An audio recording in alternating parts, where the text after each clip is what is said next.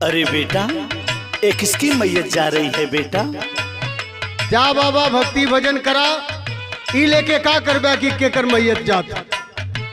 अरे बेटा, इस लाश को उतार दो तो जरा हम भी देख ले बेटा। चला महाराज अगवा उतरत हो, देख लिया। ठीक है बेटा।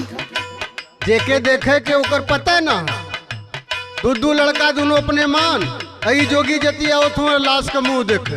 अरे माँ, तू चली गई? बेटा बोलावे मुहवा खोल रे माया रिया। अरे भैया, समय से लड़का आ गए, वहीं के कंधा दिवा दिया जाता। ठीक है भैया, ये तो सही कहला, बड़े संजोग से बुढ़िया के लड़का आ गई ना। अब बचवा अपने माई के कंधा दे दे। जय बाबा गुरु गोरखनाथ। राम नाम सत्य है, राम नाम सत्य है।